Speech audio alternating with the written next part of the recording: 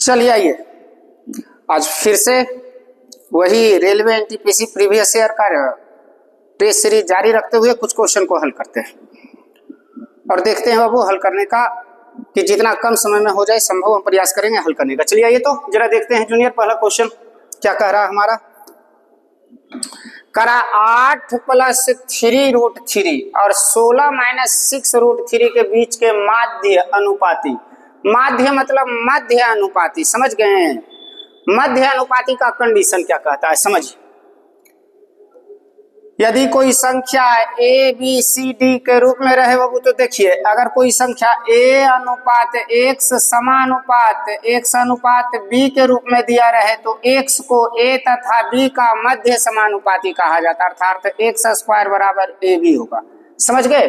उसी रूप में हमारा वो सीरीज दिया हुआ। आइए ना हम लिखते हैं 8 + 3√3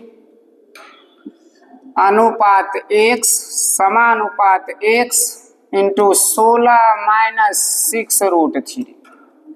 तो नजदीक को नजदीक से हल करिए, गुना करिए, दूर को दूर से, तो x² बराबर हो जाएगा 16 × 28 से 128 माइनस 6 × 18 × 54, अर्थात x² बराबर हो गया 8 4 7 5 12 74। तो x बराबर हो जाएगा √74। ऑप्शन में है। चलिए ऑप्शन सी, समझ में आ रहा। चलिए आराम से मैथ हल करेंगे तो हल हो जाएगा, समझ गए, ज्यादा परेशान होने की जरूरत नहीं है। चलिए क्वेश्चन नंबर दूसरा देखते हैं। 1:2, 3:10 और 10:11 का यौगिक अनुपात क्या है। यौगिक अनुपात कहने का मतलब है मिश्र अनुपात। यौगिक अनुपात कहने का मतलब क्या है, मिश्र अनुपात। आइए जरा क्वेश्चन को हल करके देखते हैं क्या कह रहा है। तो क्वेश्चन हमारा है बाबू 1:2, 3:10 और 10:21। एकदम इजी तरीका से बता देते, समझ गए। का यौगिक अनुपात कहने का मतलब है मिश्र अनुपात। फर्स्ट गुना कैले चलिए दोनों से, समझ गए। और गुना मत करो, इसको ऐसे ही लिख दो क्योंकि रेशियो पूछ रहा है इसलिए काटने में आसानी होगा। 1:3:10, इधर देखो 2:10:21। अब जो कटता है उसको काट दो, 10 से 10 कट जाएगा, 3 × 7 = 21 कट जाएगा, तो इधर बच गया 1, इधर हो जाएगा 7 दूनी 14। देखिए कहीं ना कहीं ऑप्शन होगा आपको 1:14, ऑप्शन डी। समझ गए। चलिए क्वेश्चन नंबर अगला देखते हैं। क्वेश्चन नंबर तीसरा, ए बी और सी ने एक व्यवसाय शुरू किया। उन्होंने क्रमशः 6 महीने, 12 महीने और 14 महीने के लिए साझेदारी की। यदि उनका लाभ क्रमशः 5, 4, 7 के अनुपात में उनके संबंधित निवेश का अनुपात क्या है। अनुपात में है तो उनके निवेश का अनुपात करने का मतलब है पूंजी का अनुपात। देखिए एक लाभ की चर्चा होगी आपको प्रॉफिट एंड लॉस में और एक लाभ की चर्चा होगी आपको पार्टनरशिप में। तो पार्टनरशिप में लाभ क्या होता है वो आइए पहले इसको समझते हैं। ये तीनों कंडीशन आप ध्यान रखिएगा तो आसानी से ये क्वेश्चन बन जाएगा। इस तरह का कभी भी क्वेश्चन पूछे ना पार्टनरशिप में, तो लाभ बराबर होता है पार्टनरशिप में पूंजी और गुणे समय। समझ गए। चलिए ध्यान रखिएगा इसको, कहीं संभव है तो नोट कर लीजिएगा। आज समय बराबर होता है बाबू लाभ बटा पूंजी, तो वही पूंजी बराबर आपका हो जाएगा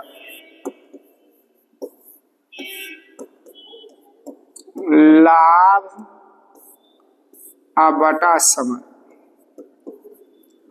यहां देखिए हमको क्या क्या दे दिया है, समय दे दिया है, लाभ दे दिया है, पूंजी पूछ रहा है। निवेश मतलब पूंजी, तब पूंजी का था लाभ बटा समय। ए बी सी है।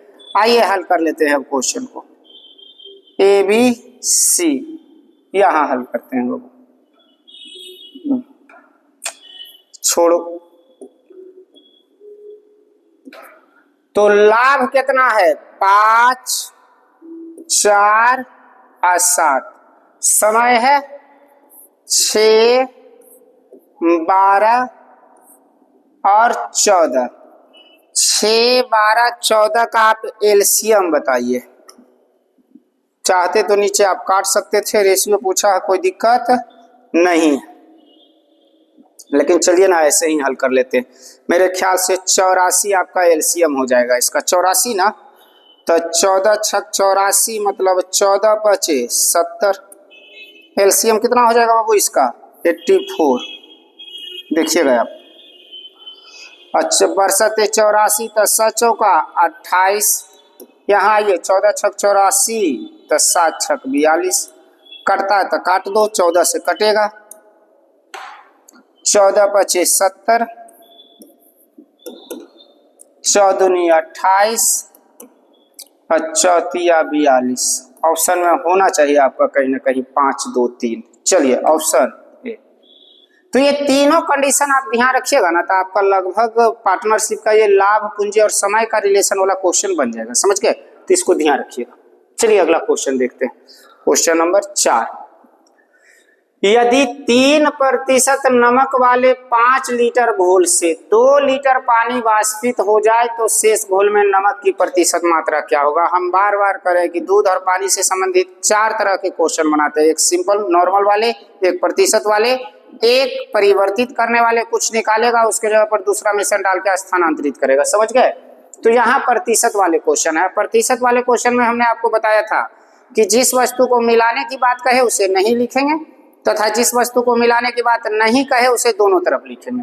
यहाँ मिलाने की बात क्या कर रहा है? पानी ना, तो दोनों तरफ क्या लिखाएगा? नमक। चलिए तो दोनों तरफ नमक लिखते हैं बाबू।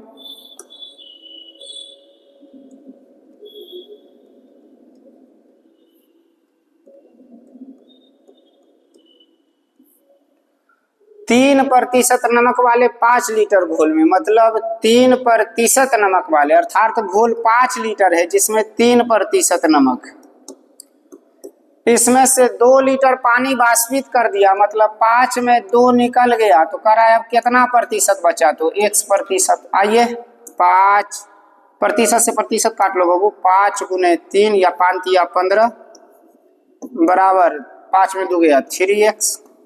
काटिए ना बाबू, x बराबर 5%। ये तो वहीं पे कट जाता। चलिए कोई बात नहीं है, ऑप्शन ए। क्वेश्चन नंबर 4 आपका हो गया।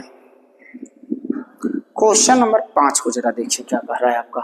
पानी और स्क्वाश के 2 मिश्रण है। स्क्वाश होता है पीने वाला ड्रिंक। पहले मिश्रण में पानी और स्क्वाश का अनुपात 5:1 है और दूसरे में 3:1 है।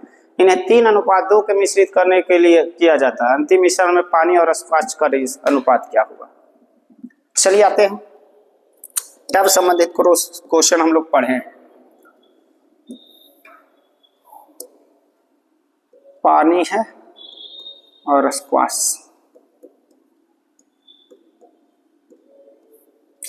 पहला में कितना है बाबू? 5:1। दूसरा में 3:1।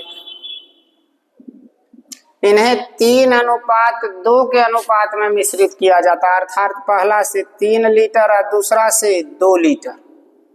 तो अंतिम मिश्रण में पानी और स्क्वाश का अनुपात क्या होगा? तब संबंधित क्वेश्चन में ये बहुत ही बेस्ट तरीका का क्वेश्चन है, समझ गए? 2 3 4 बर्तन, कई बार तो कई तरह के बर्तन में दे देंगे, इसलिए जरा इसको ध्यान रखेंगे। आइए तो 5 और 1 टोटल पहले यहाँ 6 हो जाएगा, यहाँ ये 3 और 1 4, इसका एलसीएम बताइए मुझे। 12। पहले जो मात्रा दी हुई है उसका एलसीएम निकाल के टोटल मात्रा निकाल लेंगे। आइए 5 और 1 6 से भाग दीजिए 12 में क्या होगा? 2 परिणाम। यहाँ 4 से भाग दीजिए 3। अगर निकाली गई मात्रा नहीं बताता कि पहला से 3 लीटर और दूसरा से 2 लीटर लीजिए, तब जाकर के हम डायरेक्ट इसी परिणाम से गुना करके रेशियो निकाल लेते। लेकिन यहाँ दे दिया है तो पहला में 2 से गुना और दूसरा में 3 से, तो हल करके देखिए क्या आ गया? 6 और यहाँ भी 6। काटेंगे बाबू तब वैल्यू आ जाएगा 1:1।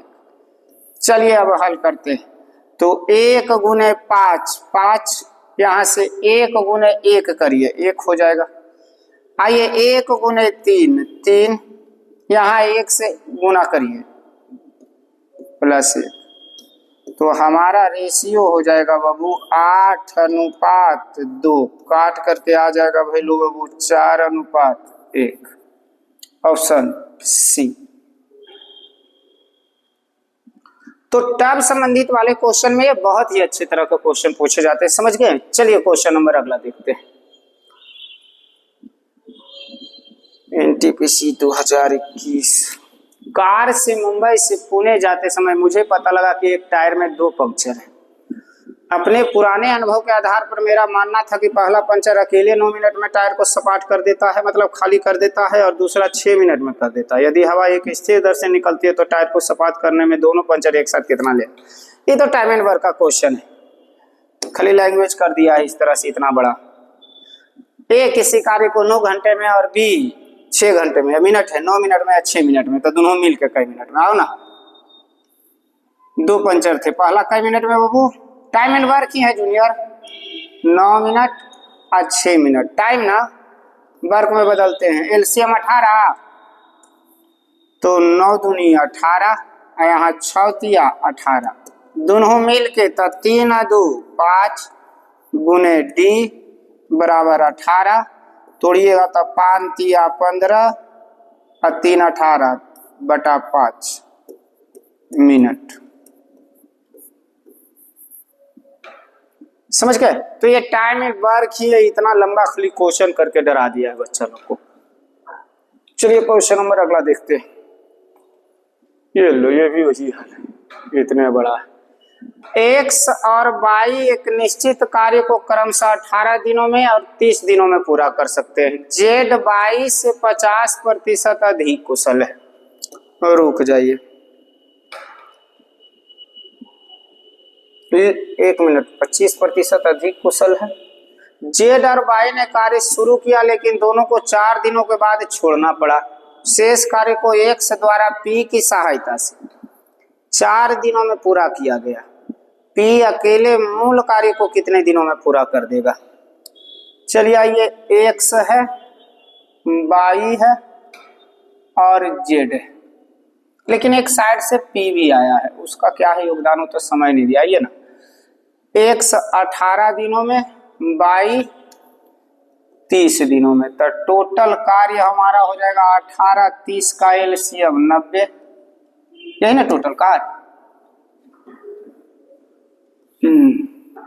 ये तो हो गया टाइम। आइए इसको वर्क में बदलते हैं, तो 18 × 5 = 90 और 30 × 90। जेड वाई से 50% अधिक कार्य कुशल है, अर्थात जेड का कार्य हो जाएगा 3 से 50% अधिक, तो 150% मतलब 100, 15 × 45 मतलब 4.5। चलिए इसकी कार्य क्षमता तो आ गया। दोनों जेड और वाई ने कार्य शुरू किया, जेड और वाई शुरू करेगा बाबू, मतलब 4 और 3 7.5 और 7.5 के हिसाब से कई दिनों कार्य किया, 4 दिनों तक।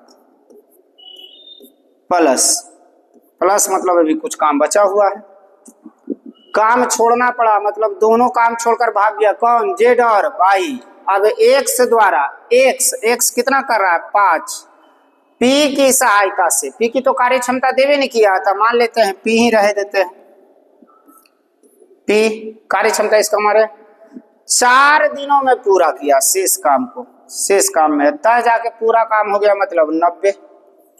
चलिए आइए, 7.5 चौका 30, 7 चौका 28 और 2 30, 30 + 5 + पी गुने 4 बराबर 90। घटाएंगे इधर तो हो जाएगा 60, 15 चौका 60। अब काटने का तरीका आप लोग समझ रहे होंगे, घटाए हैं, समझ गए ना। तब 5 + पी, तब पी बराबर, अरे 5 + पी हुआ ना बाबू, 5 + पी बराबर हो गया 15, तब पी बराबर हो गया 10, अर्थात पी की कार्य क्षमता 10 है।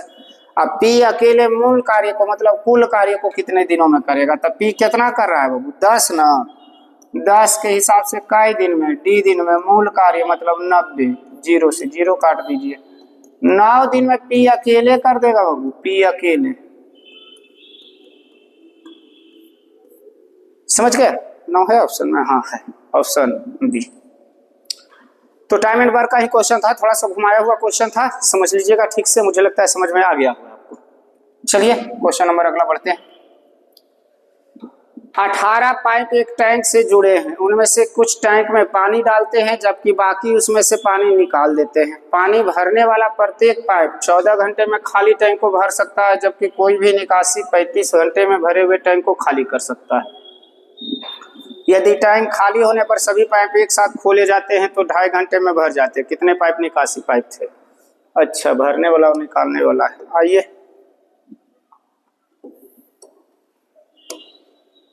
भरने वाला और निकासी पाइप है वो, निकालने वाला।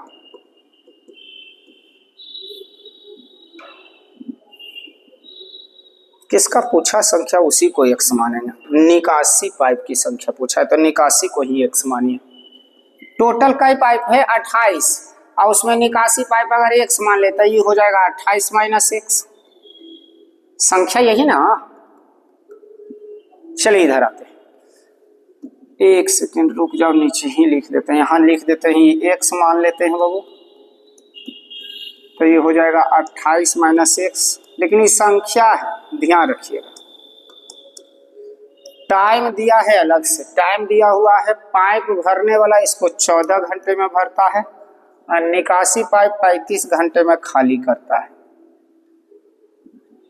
यदि टैंक खाली होने पर सभी पाइप एक साथ खोल दिया जाए, मतलब दोनों पाइप, दोनों भरने प्लस खाली,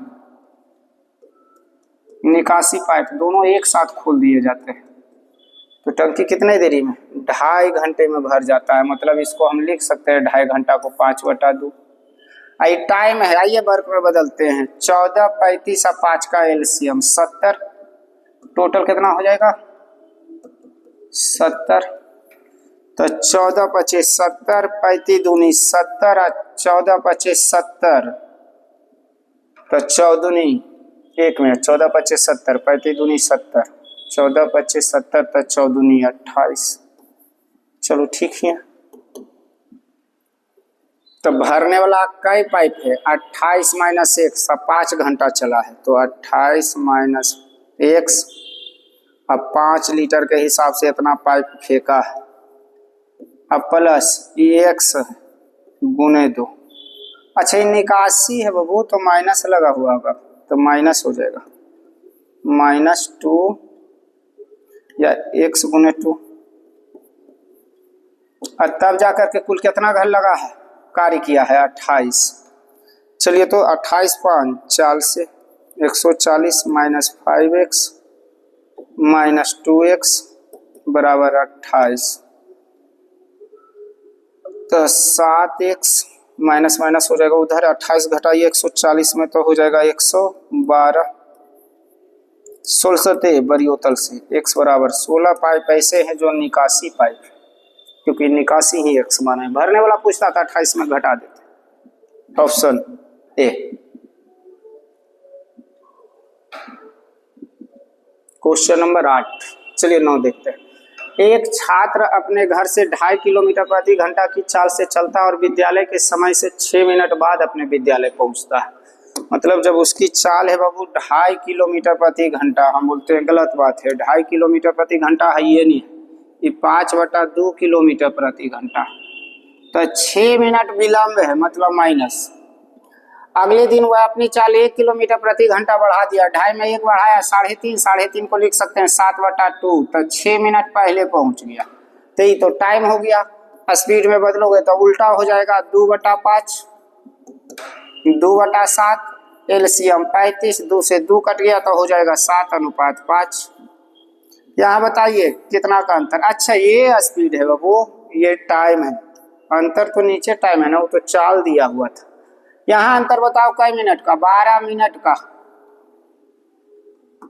यहाँ चाल किलोमीटर प्रति घंटा में है, तो यहाँ अंतर 2 का, तो 12 का तुलना 2 से, अब मिनट को घंटा में बदलेला 60 से, दूरी पूछा है, दूरी का था चाल गुने समय, इधर कर लीजिए इधर कर लीजिए, बात बराबर है। तो 7 × 5 = 2,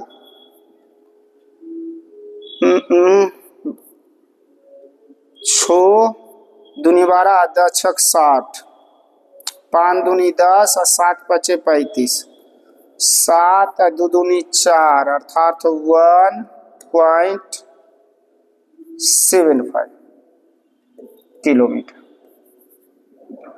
ऑप्शन बी। समझ में आ रहा? चलिए अगला क्वेश्चन हम करते हैं। चीनी की कीमत में 10% की वृद्धि हुई। 5 सदस्यों का एक परिवार अपना खर्च नहीं बढ़ाना चाहता, उनकी चीनी की खपत में कितने प्रतिशत की कमी हुआ? 5 गो रहे या 10 गो रहे, उससे संख्या से क्या लेना है? 10% वृद्धि हुई है और वो अपना खर्च नहीं बढ़ाना चाहता है, मतलब घटाना उसको कितना पड़ेगा? याद करिए, पीछे एक नोट्स लिखा है, यदि किसी राशि में 1% की वृद्धि कर दी जाए तो पुनः उस राशि में कितने प्रतिशत की कमी की जाए कि उसका खर्चा परिवर्तित रहे? तो लिखाए होंगे x/100 + x × 100% की कमी। पीछे वाला सेट देखिए, वहां डिटेल में बताया हुआ है। तो 10/110 × 100 काट दीजिए, 100/11 को लिख सकते हैं 99 9.1/11%। Option B. चलिए हल करते हैं। वस्तु की बिक्री पर 12% लाभ और 4% हानि के बीच का अंतर 28 रुपया था। वस्तु का लागत मूल्य बताइए। लागत मूल्य मतलब क्रय मूल्य, लाभ मतलब प्लस और हानि मतलब माइनस। समझिए, पीछे ये भी क्वेश्चन कहीं ना कहीं आपको बताए हम, ध्यान रखिएगा। लाभ हुआ है 12% और उसकी जगह पर हो जाता हानि 4%। लाभ मतलब प्लस बाबू और हानि मतलब माइनस, और निगेटिव पॉजिटिव के बीच अंतर निकालना रहे तो वैल्यू जुट जाता है 16। वहां अंतर 28 रुपया का, 28 का तुलना 16 से, क्रय मूल्य पूछा है तो गुने 100। 4 चौका 16, 100 चौका 28, 25 चौका 100 तो 25 6 150, 25 7 75 से 175 रुपया। Option B. क्लियर? 12, एक वस्तु को 1875 रुपये में बेचने पर अर्जित लाभ उतना ही है जितना कि वस्तु को 1385 रुपये में बेचने पर हुआ नुकसान है। वस्तु का क्रय मूल्य क्या है? ये क्वेश्चन थोड़ा सा नया मिल गया, इस तरह का क्वेश्चन अभी नहीं बताया है, लेकिन ध्यान रखिए क्वेश्चन बड़ा इजी है। एक चीज ध्यान रखिएगा, आपको एक नोट्स लिख लीजिए। यदि किसी वस्तु को, ध्यान रखिएगा, यदि किसी वस्तु को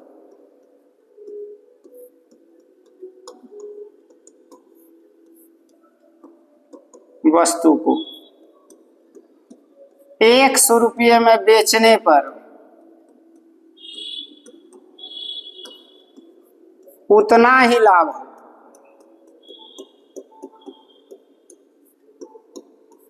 जितना उसे 22 रुपये में बेचने पर, 22 रुपये में बेचने पर हानि हो, तो वस्तु का डैश दीजिए क्रय मूल्य बराबर हो जाता है बाबू x + y/2। नॉर्मल सा कंडीशन। यदि किसी वस्तु को 100 रुपये में बेचने पर उतना ही लाभ हो जितना कि उसे 22 रुपये में बेचने पर हानि होती है तो उस वस्तु का क्रय मूल्य x + y/2। तो यहाँ आप जोड़िए दोनों को, आइए जोड़ते हैं, क्रय मूल्य निकालना है। तो 5 5 10 के 0, नहीं समझ रहे हैं, आइए यहीं लिख ही देते हैं। कितना है? 1875 प्लस 1385 बटा 2। तो 5 5 10 0, 8 7 15, 1 16 के 6 हाथ में 1, 8 3 11, 1 12 के 2 हाथ में 1, 1 1 2 1 3, 3260 बटा 2 तो 1630 रुपया ऑप्शन में कहीं होना चाहिए, ऑप्शन डी। समझ गए? तो इसको नोट्स अगर ध्यान रखते तो 1 सेकंड का काम था, समझ गए? तो इसको जरा सा आप ध्यान रख लीजिएगा, ये नोट्स करके आप लिख लीजिएगा, बहुत इंपॉर्टेंट है और कई बार ऐसे क्वेश्चन पूछे गए हैं।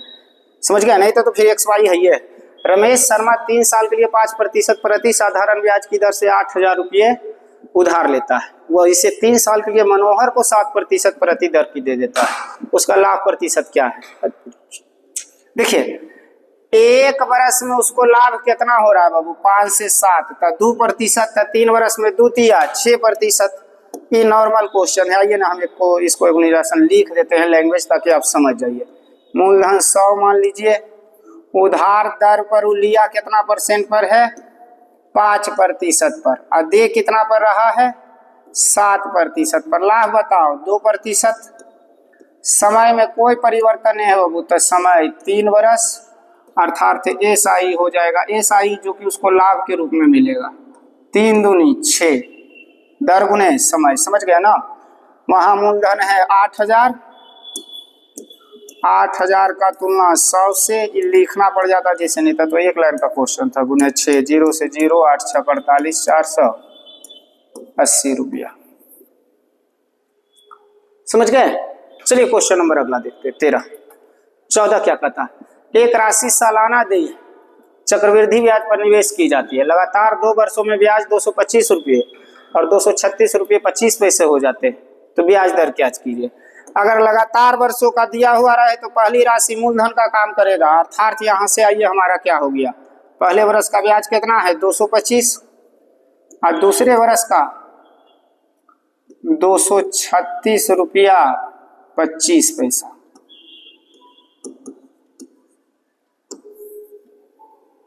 हम्म 11.25 यही इसका हो गया क्या? SI या कहिए ना ब्याज। तो दर का था ब्याज 11.25 गुने 100 बटा मूलधन। पहला वाला मूलधन का काम करता है बाबू 225, और गुने समय 1 वर्ष, क्योंकि लगातार है 2 वर्षों का अंतर। दशमलव हटाइए, नीचे 100 करिए, 100 से 100 काटिए, 25 से काटिएगा तब 25 25 25 से, अब 5 दूनी 10, 5 बार में कट जाएगा बाबू। दर हमारा 5% होगा। ऑप्शन सी, क्यों 25 25 25 से 25 रह गया, एक हाथ में 5 दूनी 10, 1 11। चलिए क्वेश्चन नंबर 14 भी हो गया। 15 देखते हैं। किसी कक्षा में 34 लड़कों की औसत आयु 12 वर्ष है। यदि शिक्षक की आयु को भी गणना में शामिल कर लिया जाए तो औसत आयु में 1 वर्ष की वृद्धि हो जाती है। शिक्षक की आयु कितनी है? आज जल्दी जल्दी लगता है हल करवा दिए ना। अच्छा कोशिश तो किए है कंटेंट देने का। क्या है ना कि अगर वाकई आप जल्दी में देखिए क्वेश्चन हल करिएगा ना, तो 15 क्वेश्चन 15 मिनट काफी है, अगर कंटेंट ना बताया जाए। हालांकि हम प्रयास कर रहे हैं कि कंटेंट के साथ बताया जाए। देखिए, ये क्वेश्चन आपका एवरेज का सबसे फर्स्ट टाइप है, ग्रुप वाला, समूह वाला। जब कोई एक व्यक्ति शामिल हो, दो, इसमें 4 कंटेंट पढ़ते हैं। जब कोई एक व्यक्ति शामिल हो, दूसरा पढ़ते हैं जब एक से अधिक व्यक्ति शामिल हो, तीसरा कहता है कि किसी के बदले में शामिल होना, और चौथा कहता है जब एक व्यक्ति जाए और 2 व्यक्ति शामिल हो, उन दोनों की आयु में अंतर हो तो बड़ा छोटा करके पूछता है। ये फर्स्ट टाइप वाला है, इजी है बाबू। देखिए, एक कक्षा में 34 छात्र थे जिनकी औसत आयु 12 वर्ष है। एक शिक्षक आ गया तो शिक्षक की आयु पूछ रहा है ना बाबू, तो पहले से औसत कितना है? 12। शिक्षक आया है तो बढ़ गया है पूरे समूह का औसत आयु। इसका मतलब शिक्षक 12 से ज्यादा है, तो 12 से ज्यादा है मतलब प्लस कितना बढ़ा है? देखो 1 वर्ष, तब प्लस 1 कर देंगे। जितना देखो पहले जितना औसत दिले रहेगा वो लिख लेना, वृद्धि रहेगा तब प्लस, कमी था माइनस, वृद्धि है तब प्लस।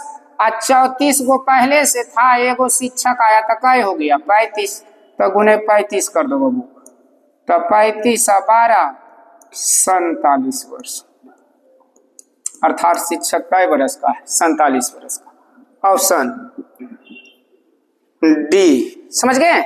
तो रहने दीजिए आज के लिए इतना, क्योंकि मुझे लगता है 15 क्वेश्चन ही दिया गया होगा इसमें। हाँ 15 ही है, तो बाकी अगले दिन हम प्रयास करेंगे कुछ और क्वेश्चन हल करा देने का।